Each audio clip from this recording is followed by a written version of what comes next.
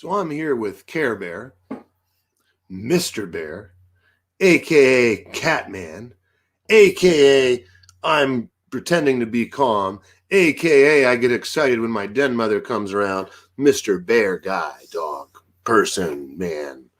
Yeah. So anyway, just got done with another amazing class of Canine Connect 360. We had some awesome questions and some great advice passed around, insider tips, the kind of stuff that help you get dog training results ridiculously fast. It's pretty cool. I'm not saying there ain't some work to it. You definitely got to put some work in, but the results can come quick and in a flood when you make these subtle shifts. And every shift you make gets you that much closer to the result with less resistance. So I got a cute little guy here named Bear. And one of the things we came up with the class tonight was offering behaviors and how powerful that can be. Now, by offering, I don't mean we give an offering to our dog, such as like a burnt offering or something like that. But what we want to do is give our dog an opportunity to offer us a behavior and reward them. So when you ask your dog sit and your dog sits, your dog's like, my human really wanted me to sit. Okay. And then your dog can leverage that and go, well, I don't feel like sitting right now. I'll sit when I feel like it. But there's a real clever trick you can do, which is a little reverse psychology, and simply reward your dog for when they sit and not ask for it at all. And then what will usually happen is your dog will start offering that behavior. And then when your dog thinks they decided it and not that you're asking them to, you can form a command with less demand. So typically our dog thinks, wow, the human's demanding this. They want it so bad, so I'm going to disobey their command, not doing it. They want it. I don't want to do it. But when we start letting the dog think, hey, we're doing you a favor by allowing you to listen to us, or you're doing yourself a favor by doing this behavior and we reward it, it's going to lead to them offering that behavior more and more often and more consistently. So how does this translate into a real dog training situation? Okay, well, let me tell you. Here's a dog. It's jumping on someone. Jumpity, jump, jump, jump, jump, jump. And if we give any type of affection or even try to correct during that time, typically the dog's like, oh, well, you don't want me to jump? I'm going to jump. Or, oh, you don't care if I jump? I'm going to jump. But if we can get the dog to choose something other than jumping and link that with what I call positive pairing, and when the dog chooses to do that other behavior, we reward that.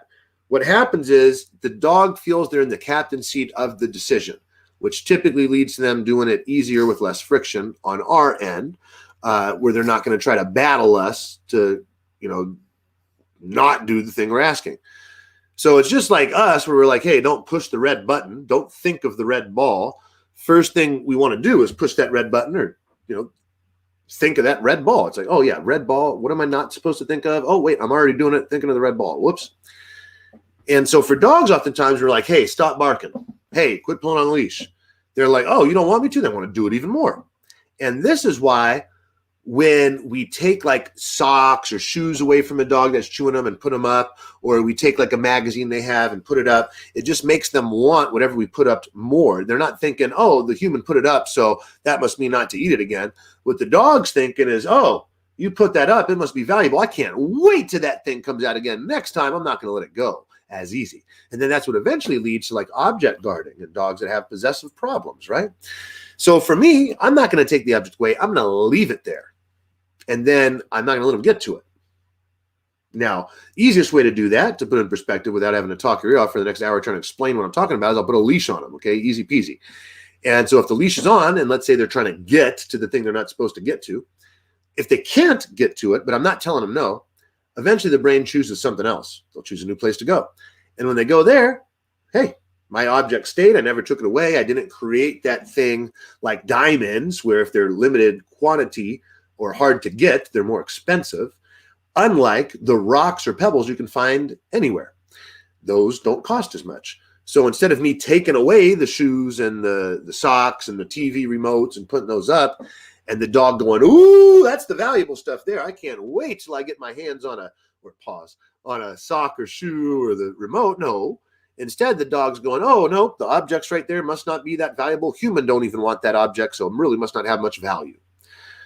But see, like little kids, if you got one little kid and a second little kid and you say, hey, who wants to eat? And they're both like, no, I don't. And you're like, okay, so no one's hungry. And then one little kid's like, well, I want to eat. Then the other little kid's like, well, I want to eat. And you're like, well, wait, I thought neither of you were hungry. And then furthermore, you're like, well, who wants French fries? And they're both like, no. But then the other little kid's like, well, I want French fries. And the other one's like, I want French fries. And so we want, typically in life, what we can't have. Oh, isn't that a weird thing? And we'll typically want something even more if somebody else wants it, right?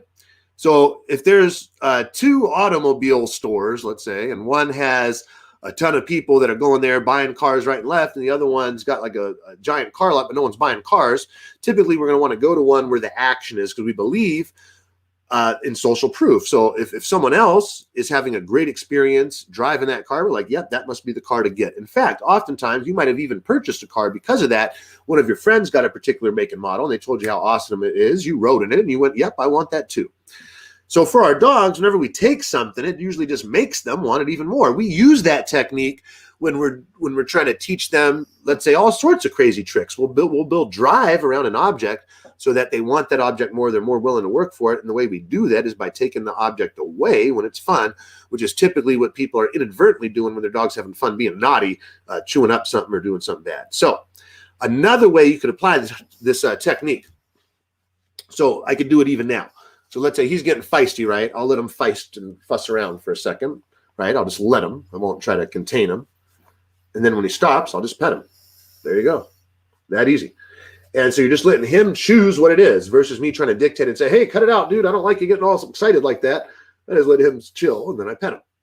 So how else would this work? Let's say you got a dog that's bugging you for food. And every 5 seconds, that dog's barking, going, give me the food, give me the food, give me the food, give me the food.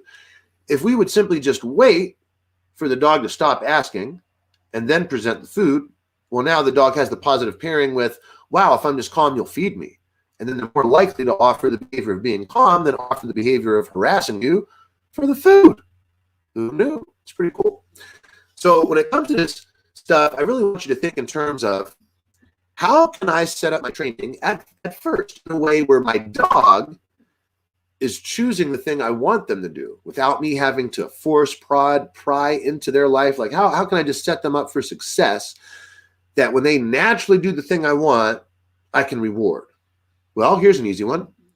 What if you had a dog bed and it was in a hallway, a narrow hallway, and you were on the other side of that dog bed? And you didn't say to get on the bed, but you were just hanging out there. And your dog's like, well, let me go see what my human's doing. And then right when it gets on the bed, you're like, wow, good job. Here's a treat. And then you just ignored the dog again every time the dog was off the bed. But as soon as that dog hit the bed, you're like, wow, great job. Here's a treat. Well, before you know it, that dog's going to probably start offering that behavior over time. And the dog's just going to go to the bed and be like, is this right? Well, can I get a treat now? And I tell you what, that method of training is a heck of a lot easier, especially for a newbie, than, hey, go on this bed and stay there and I'll give you a reward. Well, now all of a sudden we're involved. The dog knows we want them to do that. But when we let them make the choice and that leads to the reward versus here, I want you to do this and I'll reward you for it, it's not as impactful for a dog or as valuable when it comes to getting them to offer a behavior or do it without resistance than if they were to came across that decision themselves.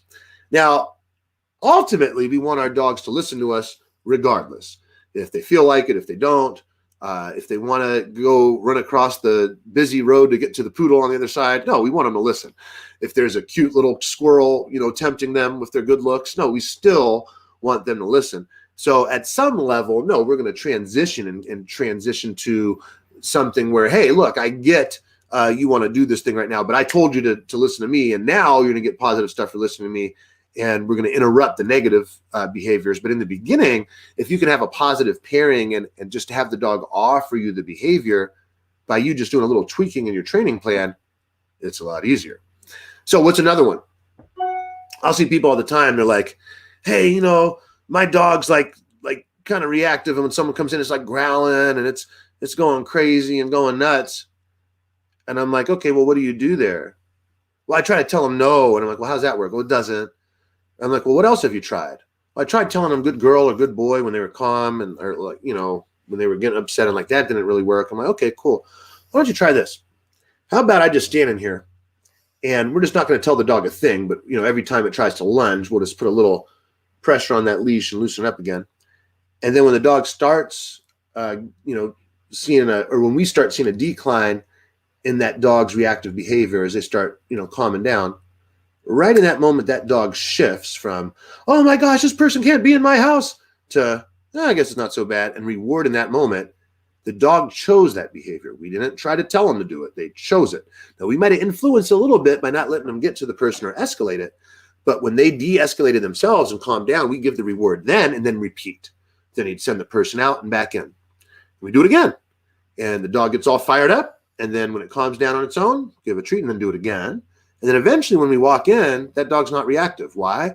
Because it trained itself. We were involved, but the dog was the captain of those decisions. So instead of us trying to create a command through demand, we're allowing the dog to come to its own conclusion that listening is good. And this is good for you, especially, again, if you're just starting out and you don't know how to tell a dog no effectively yet. This is one of the most effective forms you could use to tell your dog no, or to knock it off, by simply letting them choose what they want. Now, I'll give you one more example about this that's super tangible that'll help you understand. When someone says to me, Jeff, my dog hates going into the kennel. I'm like, okay, interesting. Well, what do you do? Well, I tell him go to the kennel and I try throwing food in there, and the dog doesn't, in the beginning it worked, but now they don't even want to go in for the food. I'm like, interesting. Here's what I want you to do. Find the yummiest food you can possibly find. Skip the breakfast. Put that food in the kennel. Make it real obvious. Make it super stinky, smelly, yummy food that your dog would like. And then shut the cage door. Don't try to get your dog to go in the kennel. And they're like, well, what's that going to do? I'm like, well, just wait. You'll see. And then what usually happens is the dog goes to the kennel, starts pawing at the door. Like, would you let me in here, please? Some will even start barking and throwing a fit. Like, come on, let me in the kennel. And so then I'll tell the human, well, okay, do your dog that favor. Open the door, but don't let him go in right away. Tell him wait. And then when you give them the magic word, then they go in. Now, what's that doing? It's doing a whole lot of things. Well, now the dog's asking you to let them in the kennel. So it's not us trying to create command through demand. The dog's asking us to let them in. And now we're just conditioning through positive pairing what this thing is. We're just throwing a cue on it. So as we give that release command, okay, go to your kennel. And as that dog's going, it's starting to create that positive pairing. Well, go into the kennel equals what I want. So when this human says go to the kennel, I go and I get what I want, which is the food that's in the kennel. And then it works in the absence of the food eventually. And don't get me wrong, you're not just going to take the food out of the equation one day, but you're going to start dissipating and putting that food at the end more and more. So in the beginning, what might be putting the food in, shutting the door, and then waiting the dog to ask might eventually be you telling the dog now that it's going and then throwing some food in, to where eventually you ask the dog to go in, you shut the cage door, you go get the food, bring it back, till eventually you put the dog in the kennel, and then when you let it out, the food happens, to where eventually you put the dog in the kennel, you let it out, you go about your day, then the food happens. But the idea is you delay the gratification so your dog has a new appreciation of listening without needing something in order to listen immediately. Because they believe it's coming. They just don't know when. And so having that type of trust and respect between you and your dog is an amazing thing. And I can't tell you enough how it's going to aid you in your training process if you were just to shift in the beginning stages, of course. Don't want to do this forever. But when shaping a new behavior, how can you get your dog to choose that behavior? Now, it's just cleverness. We just have to be clever. Because they say, dogs are faster than most of us. And dogs are pretty feisty, right? But the one area where humans win typically is the noggin, right? I mean, you buggers are smart, but you're just not building rockets yet. Now, if they had opposable thumbs, they might. But humans, we have this weird tendency to create things that travel in cars and airplanes, and we conceive it, we believe it, and we make it happen. So for dogs, the thing that they're conceiving is chewing your couch, let's say, or barking at your neighbor. I don't know. They're just trying to have fun. So if we could just strategize and use these noggins of ours to think, how could I get this dog to choose the behavior I want, and then reward that accordingly, and get them offering the behavior where you're not even commanding them. They're just doing it. You've won. And again, you're going to shift that later to become more of a real command, but initially you've won. Pat yourself on the back, kiddo. You did it. All right. So make sure if you have questions, you reach out, let me know. And the easiest way to do that is join the free group, Ask Jeff the Dog Trainer on Facebook. If you post your question, I'll make a video response for you. And then if you want to dive deeper and get a chance to really work with me firsthand and get a chance to experience the power of our group, check out askjtdt.com/capital CC360. That stands for Canine Connect 360. And it's a powerful place where you're going to get your questions answered, but also get to hear from people other than me that are in similar situations or have already been through a situation you've been through, which just builds your confidence. And the more confidence we have, the more capable we become. Okay? So when we have the confidence to do it, because we know we're going to do it right, well, that typically leads to us doing it better than if we're not sure how to do it and we just shoot at it blindly.